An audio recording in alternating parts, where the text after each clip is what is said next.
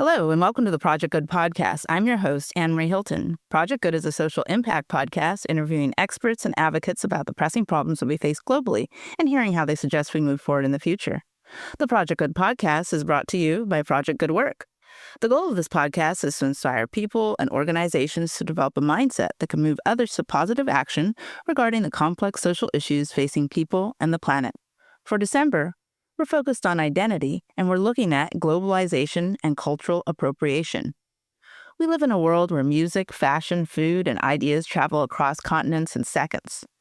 Globalization has opened the door to unprecedented cultural exchange, allowing us to learn from, collaborate with, and appreciate trends far beyond our own. But the same global flow also raises harder questions.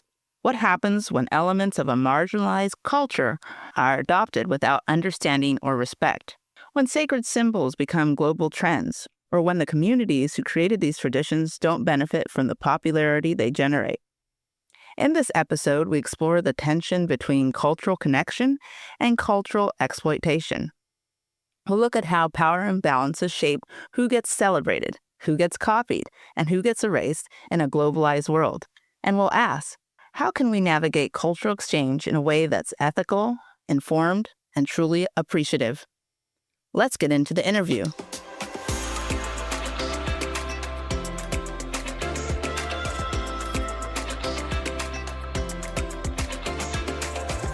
Professor Rina Arya is a critical cultural theorist, professor and head of School of Arts at Hull University, and the co-author of the book Journey to the Center of Self, which showcases the experiences of South Asian psychiatrists in the UK and provides insights into the significance of cultural identity, migration, and marginalization on their lives and work.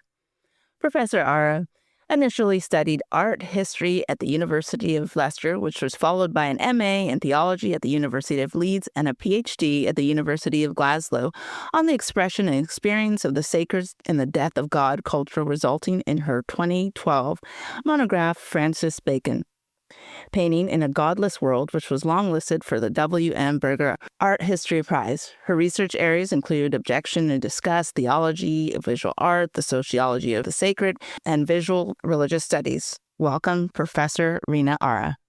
Thank you for such a rich and complimentary introduction, Annmarie. I appreciate that, and it's great to be a guest on your show. Yes, I'm excited for this discussion because, usually most of the people I know that have studied art history, and I'm sure you probably had already natural inclinations as a child, but you can correct me if I'm wrong, towards, I guess, the art world. So what led you, I guess, on this journey then to start looking at, after studying art history, cultural appropriation as an area of study? So I think when I studied art history, I was more interested in theory and about how the politics of art, less so about the history in a way. I think my interest in cultural appropriation began long before being at university. It was in the 90s in the UK as a second generation South Asian migrant. I experienced in my teenage years this sense of feeling part of two cultures, if you like. When I was much younger, there were, and where I grew up in the north of England, there weren't many people from kind of South Asian backgrounds, if you like. Britain's much more kind of multicultural now. And my kind of ethnic culture, if you like, was practiced at home.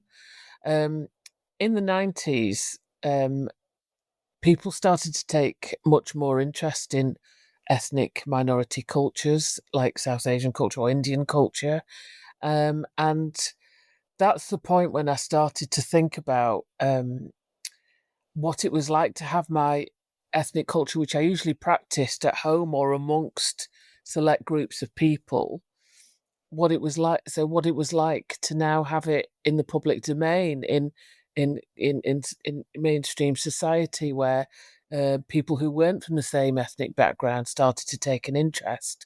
It was the time in the 90s when pop stars like Madonna started experimenting with different styles in in the ray of light era, if you like. Um, there's one, she experimented with South Asian dress styles and different sort of cultural aspects, and there was more besides. There was other kind of South Asian styles that became appropriated. So I think it was that point during multiculturalism in British politics in the 80s and 90s, in the 90s particularly, when I was, a teenager, and that's when I started to think about what it was like to have my culture taken out of my hands in a different context, if you like. So the seeds were sown then. It was only later, being an academic for 10, 15 years, that I started to think I'd like to revisit, what that period was like for me as a second generation, to look at, to see if I could theoretically explore those ideas. Cultural appropriation is, um, a topic, a hot topic now in public discourse and in the academy as well. So that led me back really to go back to those earlier experiences, to talk about it, to write about it. So it's become one of my primary areas of study. It interests me as well because it's interdisciplinary. So there's lots.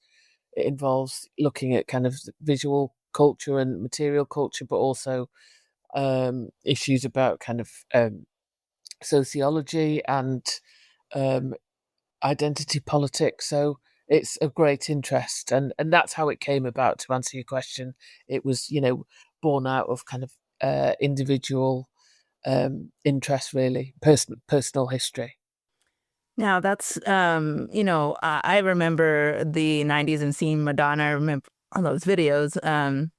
Madonna herself is always, what shall we say, exploratory. Yeah, of course. I guess that's the best way to describe her, as an artist. Is always looking at that, and so and that's actually a vivid image because I remember those videos. She used to make all these. It used to be now I guess it'd be like mild, but back then all her videos were considered controversial for multiple things. And so, and not even thinking about, but um, how that, would play on someone that is from that culture that was a young person at that time. And especially because, I of course don't know, but I can imagine being that I'm from a different culture growing up in the U.S., being Jamaican and coming here. And I'm sure you're very familiar with Jamaicans in the UK. Yeah, yeah, uh, and just globally around the world, everybody was like Bob Marley, and and everybody always wants to, of course, play with the Jamaican accent, right? yes, Because I remember that growing up as a child, when I would tell people that then everybody would want to say they can, do their accent the best. yeah, yeah, yeah. Yes. No, that's right, Marie. So you know where I'm coming from, and for Madonna, it was one of many phases that she went through. But you're right in saying that within the context of someone's kind of identity, especially when they're growing up, which is a vulnerable time, in your sort of teenage years and as a young adult, it was of great significance, and so being able to explore that is both a privilege but also cathartic, because it means that I can try and reconcile some of the feelings I had at that age that I wasn't able to put into words or write about. So to be able to do that now is great, and it's very sort of relevant to a lot of kind of migrants and second generation, third generation, even. So it is, a topic that connects us all. Yes. And so I guess first, one of the things that I find to me, cultural appropriation is just, clear. But like I said, I've experienced it myself growing up. But for a lot of people, they don't seem to understand what it is. So I guess the first thing in this discussion is, what is cultural appropriation? Thank you for asking that, because I think we need to set down, without closing them off, definitions. And especially in this case, because sometimes the definitions don't capture all aspects of the topic, if you like. So, cultural appropriation is a major topic. It promotes wide-ranging discussion, and what it refers to the practice of taking from or using a culture outside of one's own, where there's an asymmetry of power between those doing the taking and the culture that's taken from. So it's a relationship, if you like, between two cultures where the takers have relatively more power than the culture that is being taken from. Beyond that, cultural appropriation, it takes many forms and covers a range of types of action. So the types of things that can be appropriated include land, artifacts, folklore, artistic styles, forms of knowledge, and religious symbols. Why I'm glad you asked me about for a definition is because there's some commentators who seem to think that cultural appropriation is where you get one culture borrowing from another, period, but they don't emphasize the asymmetry of power. That's not sufficient to do that. And it's damaging because the power imbalance is integral. And that is what it problematizes the taking, that power imbalance. So it prompts ethical issues about rights, permission, and also representation. Yes, and a word that kept popping up in my head is the cheapening of something that took a lot of time to develop or has a long history. That's what I always think about, I guess, when I think of cultural appropriation. And what I mean by that is that, in taking from either, as you experienced, the clothing of, South Asian clothing, whether that's, Indian saris or, headdresses or jewelry.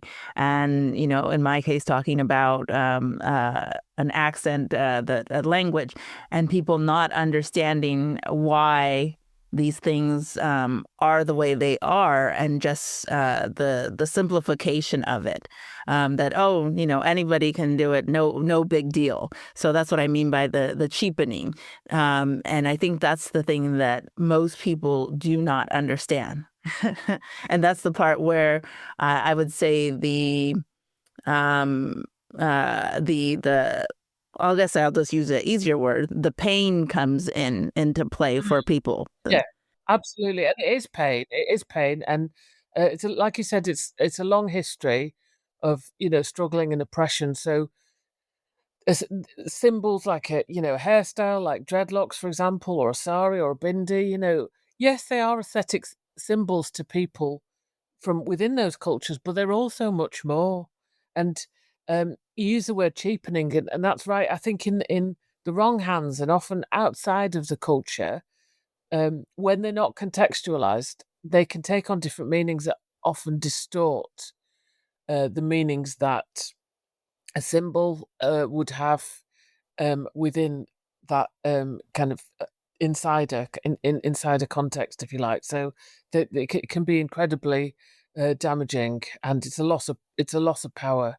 So it's very, very involving, and can cause harm of many different kinds, not just economic harm, but uh, you know um, harm to representation, and that's why it needs to be taken really seriously, because of it's tied to survival and resistance and identity as well. Yes, no, you just brought up something in my mind when you said, that it's harmful in a way. It's not just about, people's emotions, but and one of the biggest things that I've seen about it is food. right? Yeah. Food is, I think, people don't understand. Yes, it sounds simple on the surface. Yes, we all have to eat, but there are different foods, obviously, that have went with different countries and cultures, and then the foods they become popularized, and and it could be like anything from I'm here in California, could be tacos because we're right next to Mexico, Yeah. to some of the Indian foods, or especially a lot of the Asian foods. You see so many. There's so many different stores now with abundance of Asian drinks and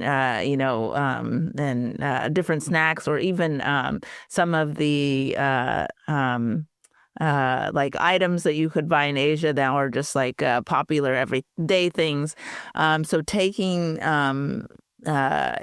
all those different things that are food, and people don't understand that the food has economics to it, because as these things become popularized, not only in the areas that they originated from, but globally, Yeah. the cost of those items then start to go up. I saw that personally here in California, where they had the Mexican markets that Mm. were, and you would go to the Mexican market always, and there they had, of course, the best tortillas that were being freshly made. And they used to be like, 50 cents to $1 easy.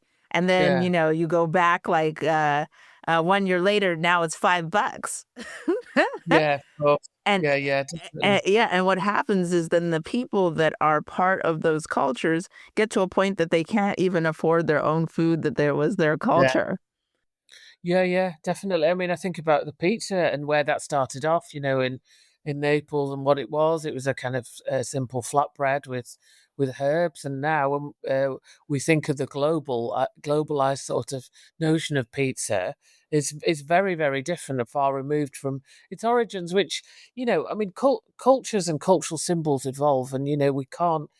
Um, Cultures aren't watertight, so that's inevitable in a way, but um, one of the issues with cultural appropriation is when the people from uh, ethnic groups, for example, they lose control over what's happening to their culture because it becomes westernized or it becomes globalized. That's when it's problematic. And yes, we do see this most readily with food. You can go into a high street and um, cities, capital cities, and have an abundance of kind of cuisines, which is great to be able to sort of explore and learn about different cuisines. But there's the other side of it too, where we have to think about at what cost really does this come, and to be reflective about what's going on. Yes, and then here's the question that I'm sure that, well, it is the question that always pops up, is the people that are not part of the cultures, they say, well, shouldn't you be happy that I am, engaging with these items, and like what is the big deal? Shouldn't this be a happy thing that we're all now coming together and eating this food or wearing this clothing? Where I guess is the disconnect, and why can't I guess people seem to come to an understanding of where the line is? and and yeah, that's what and I guess when I say where the line is, like there's like, oh yes, of course, have a boba drink, but now you decided you're opening a boba shop, and now Yeah, they do boba. We didn't have strawberry twist, German beer boba yeah, before, but now you decide that you're gonna quote unquote make it better by making yeah. this the strawberry German beer boba twist or whatever. Yeah, that's right. That's when a culture becomes ransacked, and that it results in great distortion. I think people would agree that it's great to share cultures, and we like sharing food. And there's nothing wrong with that, but it is about boundaries, and also food, for example, or dance or music. They're not just styles. They're tied to people's identity. They're tied to great kind of histories of oppression and the fight to survive, the fight to belong, and not all cultures are equal. So we need to sort of think more carefully about borrowing, but there's also the matter of superficiality, if you like. So you hear the whole kind of debate about diversity where people talk about being cosmopolitan or being diverse, and because they consume lots of different cultures. But if it's done superficially, and that just because you like a particular cuisine, you might like Indian cuisine, it doesn't mean that you know much about Indian culture. So, and unless the infrastructural problems about inequality are dealt with, then consuming the mere like symbols of a culture is superficial. So I think that's one of the issues, that racism isn't dealt with or structural inequality isn't dealt with, but people are happy to consume different cuisines. That doesn't make us. That's not responsible cultural exchange. It needs to be done more fully. So the boundaries are really important. They vary, I think, from culture to culture. Some cultures are more open and receptive to outside influence, but the boundaries should always be there. And when a symbol moves so far away from kind of its origins, that's when it can become problematic. And we've seen this with the example you gave, and a lot of new examples, or because cultures are much more accessible now because of globalization, they can become faddish. So people can run away with an idea because it's new to them, and then they think, oh, we want to develop it in our own ways, and that moves it away from the kind of host culture. Yes, I have two different thoughts, but I'll ask my first one is: do you even think it's possible that we can have an equal exchange between cultures in a world that are shaped by colonial history? Because this is, when we talk about this is essentially this is. Yes, we went through colonization, but now because it's a technology, a mind, it's on a different level now, I would say. Yeah, Hmm. yeah. I think colonial history it's important to remember this sense of the colonial, and that has had a lasting impact on cultural exchange, which is why um, cultural appropriation needs to be taken seriously. So, is it possible to have an equal exchange? I think true equal exchange is difficult when historical and ongoing power balances remain unresolved. Colonialism still shapes ideas about whose knowledge is valued, who gets to speak for whom, and whose identity is seen as universal. So, but even if we can't achieve equality, we can aim for responsible exchange, and one that centres attribution, content, and also relationship rather than extraction. So I would say that equal exchange is difficult because colonialism has created these enduring inequalities, influencing what gets preserved, valued, or erased.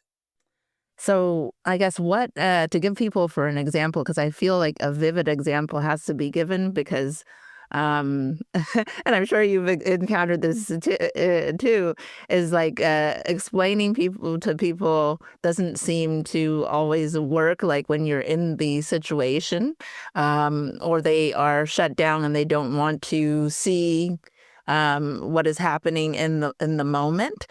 So how, I guess, if there were steps or what are the steps to make sure that we are doing a responsible exchange or and giving the right credits to any type of item that's been taken from a different culture. Okay, so responsibility is key for thinking about questions about legitimacy of taking. Is it fair to take from a culture? One should ask themselves whether we're looking at, thinking about an artist, a designer, a brand. What are the consequences of taking? This should involve thinking about the disbenefits the culture's being taken from. And these questions are really vital and they're dynamic, so the answers aren't hard and fast. But the responsibility has to be informed and intentional and also accountable. People make mistakes, but if they own up to that, that's part of the important dialogue that takes place. So I think responsibility involves learning about cultures and learning about the historical and it might even be spiritual significance of what you're using.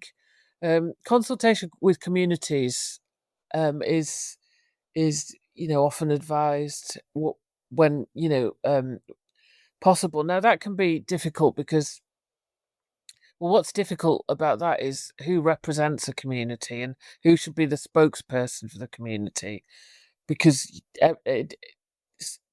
spokespeople who come forward don't necessarily represent all the interests in the community, and they're not necessarily representing um, the community fairly in a way.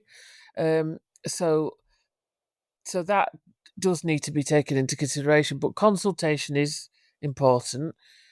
Also, giving credit and visibility so that cultures are recognised when they're taken from, and then that means sharing benefits as well, doesn't it? So not just financially, but through other forms of support. And really, engagement should feel like collaboration, not consumption, because a lot of cultural appropriation is about commodity, commercialization, or where it feels like a culture is being um, made into something that will generate income, and it doesn't feel like a fair exchange. So it is about uh, reflection, consequences, and also the recognition of harm. Yeah, so I had I had a visual in my head of like putting different items on a sales block. Like you stand there and the people are doing a bidding war for the different things. Yeah, And I guess if I look at it kind of a way going back to colonization, slavery, all those things, all those visual kinds that came into my mind at the same time of what is happening. And so, one of the biggest things that I'm sure you've been seeing just across the globe, but also here in the US, of course, a big thing with our exchange of leadership that yeah. had that happened earlier this year, and that it only,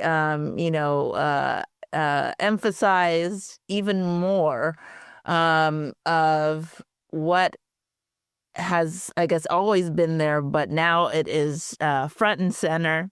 You can't really ignore it, No. about all the different things that have been, I guess, taken from around the world. From that being like, the diamonds that are in the royal family for London, to the art that is in museums, to the sculptures, to I guess even if you would, I'm sure you've been to the Vatican, all the things that looks like the Vatican reminds me of like a dragon's den. Yeah, That's what I thought about when I went there. And it was so much, it was just obsessive. Like, I almost thought on a, not to make light, but I was thinking of, for interior designer or an organizer, they would be like, we've got to get rid of most of this. yeah. It was just so much stuff. And I was just thinking about all the history, all the plunder, all the different things that are in here. And it was just like, it was overwhelming. And Yeah, so, yeah. and so when I think about that, and all these cultures that things have been taken from, um, and they're and even the histories have been so twisted. I guess how do we start unraveling these I don't know what we should say. I guess I would say these horrible things that happened that took away, I guess you would say people's cultural identities. How do we start unraveling them in a society that has been fed, I guess you would say, lies about how things are? Yeah, yeah, that's what I mean. Unraveling has begun. This is what we're people are much more aware really about um, some of these debates. And if we look at when you go traveling and you see in like if you're looking at sort of museums or galleries, they're much better at recognizing origins and ownership of the cultural materials they showcase. One time they were unreflective, and so repatriation has occurred, and museums have they have clear agendas now, and to provide clear and transparent information like provenance information, to contextualize objects within the histories of colonialism, not just outside of them. And as I said, repatriation. So I think that's one salient way in which um, some of the damage is being tackled. It's an ongoing battle, and it's also a process. It'll never be. It will never end. There's always going to be uh, cases of cultural appropriation, and I think it's about recognizing, like we recognize, or should recognize racism and inequalities. It's recognizing the fact that something we talked about earlier, which was about the history of colonialism or empire and the impact that has on the world, and how that means that some cultures have been erased and they've not been treated fairly. So it's about trying to rectify the wrongdoing and to learn lessons about going forward. But the important thing, Annmarie, is that it has to be collective. It shouldn't just be about scholars working in this area or individuals who feel uh, interested in these debates. In the same way with environmentalism, unless we're all on board and we all see the damage, then it has to be tackled holistically and collectively. That's one way of looking at addressing the problem and making up losses and endeavoring to make changes in the future. I mean, I go back to sort of the time in the 90s, if you like, when um, there was a lot less awareness, so people have greater awareness now about the impact of colonialism. And so it's about looking forward and making right choices now and taking responsibility. Yes, and then, since you are lucky enough to work with the up and coming generation, I guess are they? I don't know if they're Gen Z or whatever comes after Gen Z these days. But in that, I guess, what are you seeing as a professor when you're working with the with younger people when they look at their cultural identity? Like, I'm a little bit removed. I have a young one, but too young to be at university.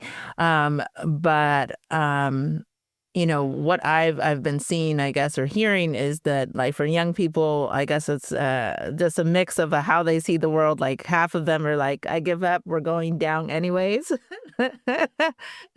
or they're just very angry about everything. So I guess when they're faced, and also right now, I guess statistically they are coming up and being the most, I guess, diverse people that we know that have been around, that we know of, and I guess you would say in modern times, that you have people now that are I'm they're half Asian, and then they're also German, and then they're a little bit Nigerian or something. They have these like unusual and Yeah. different mixes that you're like, okay, how did that happen? But and so because of that, they've got to view the world a little bit differently than generations before. So what have you been seeing, I guess, from your students? So I think that across generations, and you're right in identifying that diversity is key. So younger generations are more accustomed to diversity around them, and their understanding of themselves even, and other people and other cultures. They're much more aware because of globalization and the diversity of, say, their neighborhoods or things that they watch on television, the music they consume, and as I said, within their own identity, be it gender, sexuality, race, ethnicity, or other aspects. And I think they treat identity as more fluid and hybrid, expansive even. So they're less interested in fixed boundaries. And I'd say that university students or just younger people in general are more comfortable with ambiguity, um, because they've grown up in a world that's much more diverse. So this, is obviously like a positive force because it encourages cross-cultural understanding, but only provided that is paired like with awareness of the kind of power dynamics. So there's that diversity piece, if you like, but also we've got to remember that young people are more accustomed to using kind of social media, and what we see sometimes that can happen on social media is that um, there's an uptake of interest in fads or something that goes viral or is new on the market. So they are the kind of group that are sort of more responsible for examples of cultural appropriation because they're much more exposed because of their use of social media. So it kind of it works in both ways.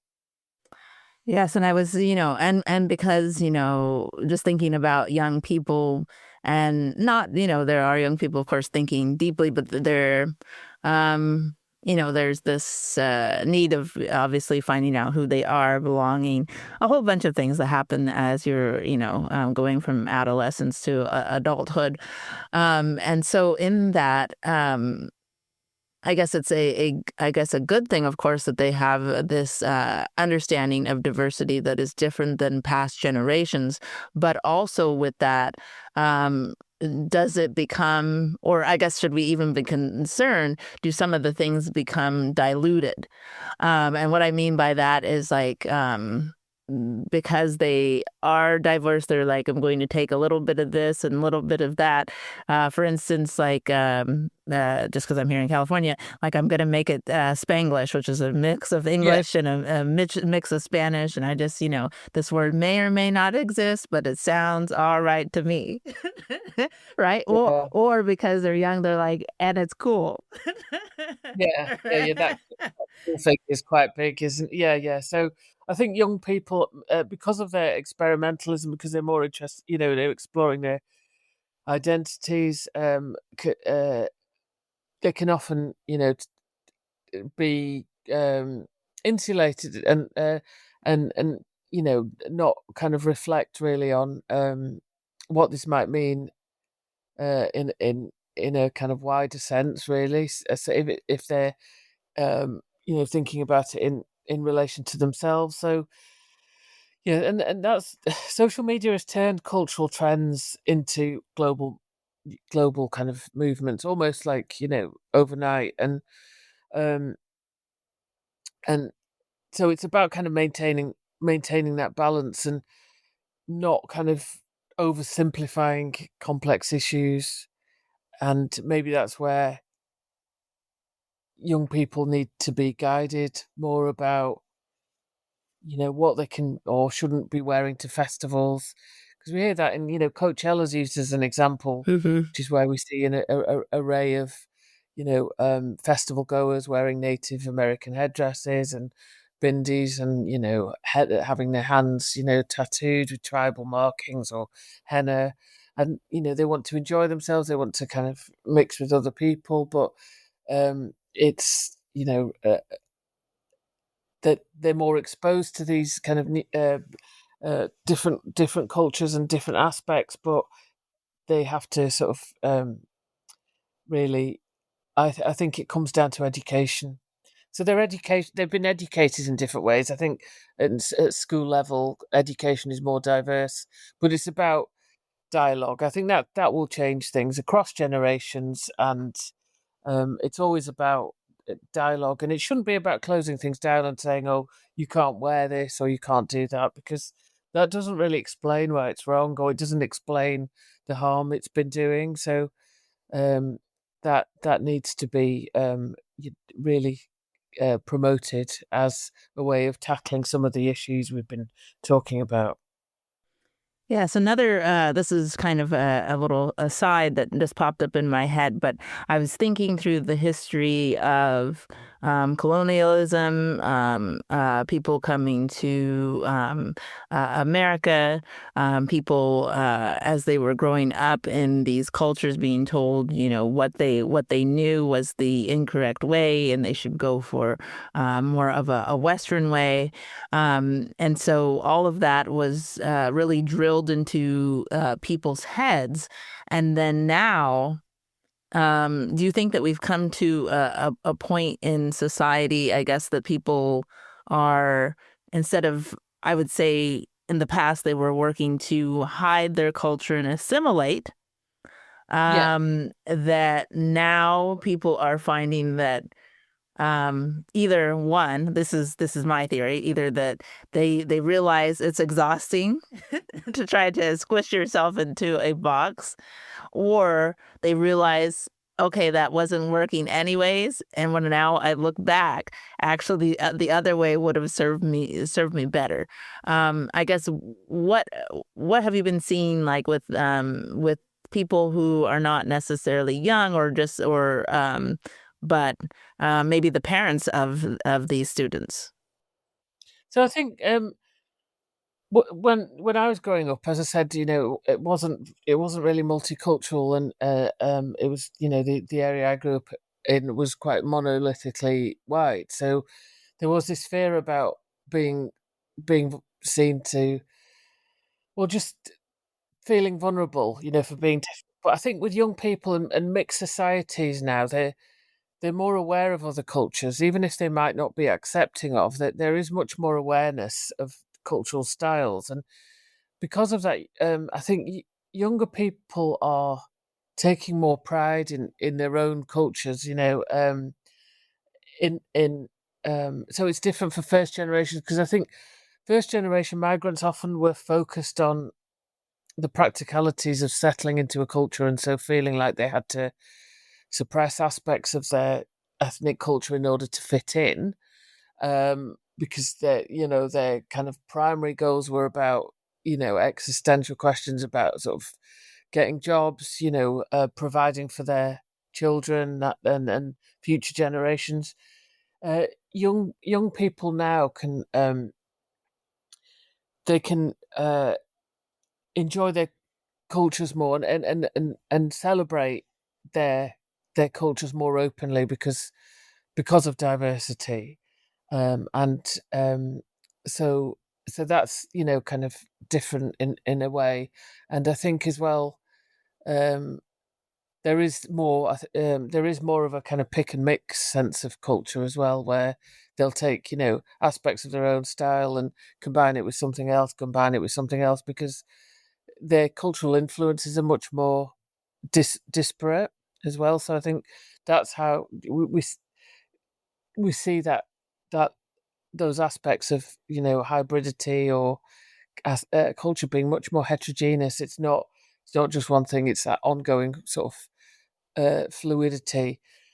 Um, but in general, I think what I've seen with younger generations is less of that need to sort of, be westernized, or, it's there is much more equality in some senses, of course, not in others. But um, so the pressures for ethnic minorities is less about being westernized or being Americanized, and it's about um, cultural pride.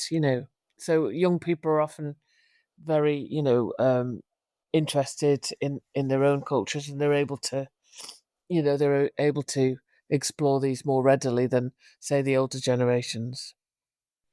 Yes, and one of the biggest things that sits with all of this is, of course, the issue of power. And so, do you feel that um, the power dynamics, either, I guess, globally, do you feel that they're going to be making a big change than what we've seen in the past?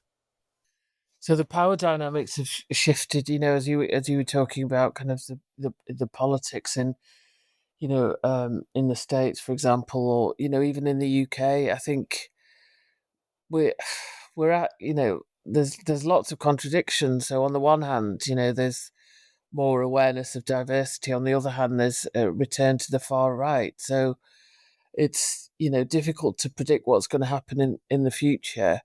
But clearly, uh, colonial history is still is at the heart of all of this. I mean, it's through colonialism that's brought people together, but it doesn't always sit well. And I think power is something that's relational. It's gonna, um, but I think these debates are gonna continue. Really, the ongoing power balances and the impact of colonialism about what's valued and what's not. Really, Yes, I feel that we're at, I guess, I would say a crossroads a little bit, in that we decide that we're going to either continue down the same path, which is what I would say the side that we have blinders on, and we just yes, pretend that everything is normal or happy, or if you ever saw the Legos movie, everything is fine in the Legos movie. Um, uh, but I don't think this is just a feeling I have deep in my toes. I feel that that the blinders on is not going to work anymore. yeah. um, and I'm saying that just because of the technology that we have, and because just as you just described, the young people, they don't fit in the boxes that used to exist. Yeah, yeah, that's right. And there's many more options for them, and there's cultural integration, there's cultural diversity, but there's also like a backlash. There's just people are still sort of at the heart of this is hierarchy, issues about hierarchy and also identity. So it's going to be an ongoing conflict, but we move, in some sense, we're moving in one direction and then taking 10 steps back as well. So it's that kind of odd sort of contradiction. I feel that in the UK, you know, um, when I was growing up, people were much less aware about other cultures. They're much more aware now. They're not necessarily as tolerant, or the tolerance is different, so it's there might be less over examples of instances of racism, but there's microaggressions and um, there's a lot of dissension at the moment, and so there's a lot more understanding. I mean, people have often said, haven't they, that racism's a result of ignorance, but there's a lot more knowledge and awareness, but there's still a lot of racism and there's still a lot of intolerance to other cultures. Um, and so, it's taken it, certainly like, 10, 15 years ago, I wouldn't have predicted where we are today.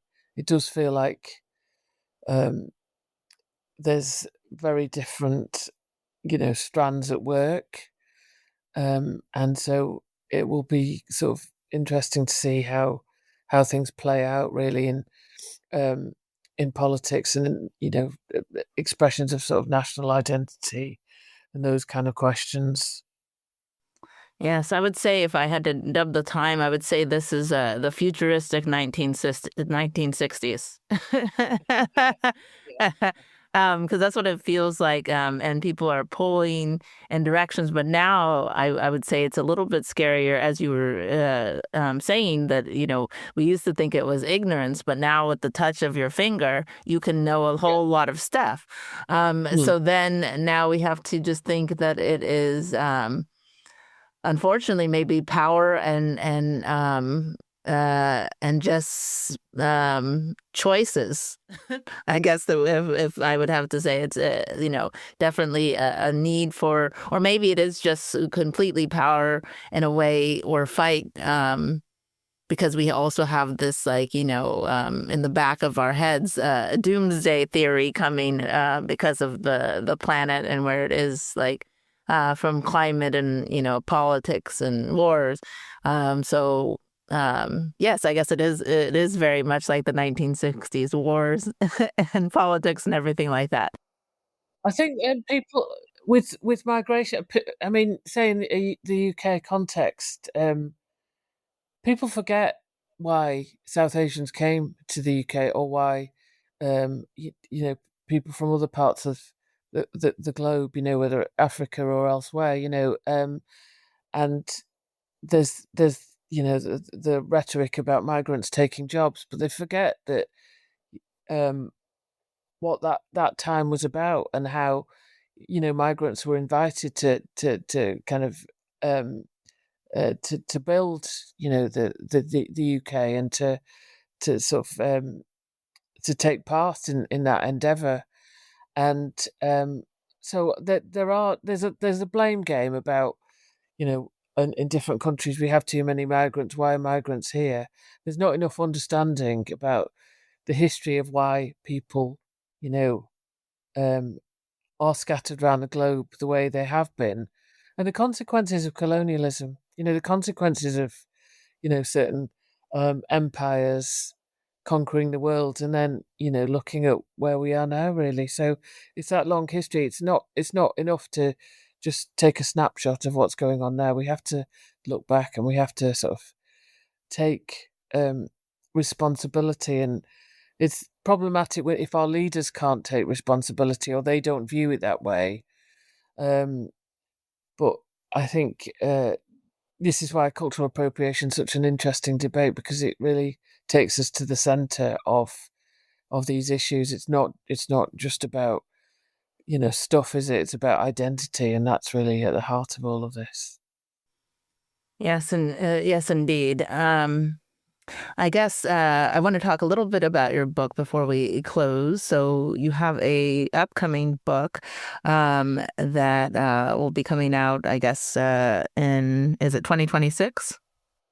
Um, yeah, hopefully, or if not early 2027. So, but very soon, really. So yeah, hopefully next year. Okay, and this book is called Reclaiming the Debate on Cultural Appropriation. And so, actually, that's probably the an excellent time. I know, of course, you're working with your publishers for it to come out, because, of course, we didn't know. We had our ideas, of course, of what 2025 might look like, but now that it's become a global conversation, it's the perfect timing for your book.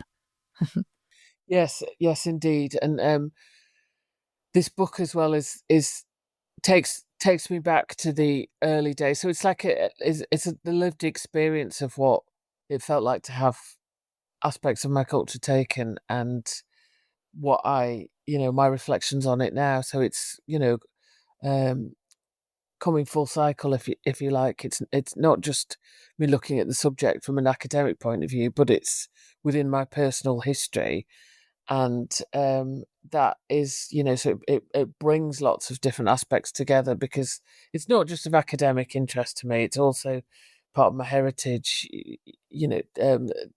Thinking about my kind of identity as someone kind of who's grown up in the UK and is British, but also South Asian as well. It's all the different aspects coming together. It's going to add to scholarship in the field, and it's a popular subject area. A lot of people are writing about aspects to do with cultural appropriation. There's still very topical in media discourse. We only have to every week there's a new story, isn't there, in the papers or in social media about um, an incident that's kind of that sparked off something connected with cultural taking. So I hope it kind of provides a interesting commentary.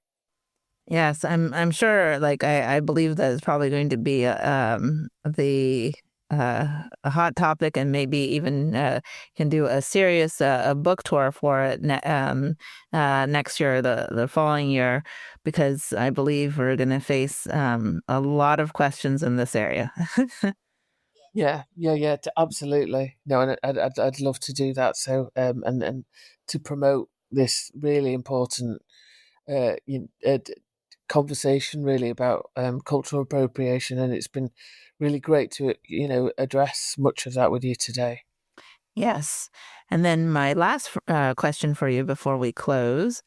And this one is, of course, I always call these my pageant, beauty pageant type of questions that are all about hope. But if you could shift one thing about the global conversation on cultural appropriation, what would that be? Gosh, that's a big question. I think one thing it would be I'd shift the focus from individual blame to collective responsibility. Um, Very often it's about the whole idea of cancel culture, or and that closes discourse down. It closes that we need to have dialogue, and there is collective responsibility, not just for people who, it's not about this person's wearing this and this is wrong and so they shouldn't be. And then, the recriminations, we all have that sense of, and should have that sense of collective responsibility. And this collective sense is tied to broader systems of inequality. So I think if we frame the conversation around shared responsibility and learning rather than, blame, um, will be halfway there to opening the door to more understanding, empathy, and ultimately more ethical cultural connections. So that's what I'd like to shift. I'd like to sneak in also what I said at the beginning, Annmarie, the integral need to focus on power imbalance in cultural appropriation and identity politics as key to the debate. Um, there's a lot of commentators who too easily lose a sense of understanding about this, so that needs to be brought to the fore as well. Yes, we have a lot of work ahead of us. And that's an understatement, I believe. Yeah, of course, yeah. Uh, Thank you, Professor Arya, for your time and insight. You can purchase Dr. Arya's book, A Journey to the Center of Self, Exploring the Lived Experience of South Asian Psychiatrists on Amazon and Cambridge University Press by going to Cambridge University Press at cambridge.org. And look out for her forthcoming book, Reclaiming the Debate on Cultural Appropriation in the UK, in either 2026 or upcoming 2027 on Amazon. If you have a passion for an unserved community, a social justice problem, or want to change minds, contact Project Good Work at projectgood.work to start your project of change today. Subscribe to our mailing list at projectgood.work/subscribe to get our episodes and blog articles sent to you each month. To our listeners, thanks for tuning in to Project Good, where we're focused on what matters.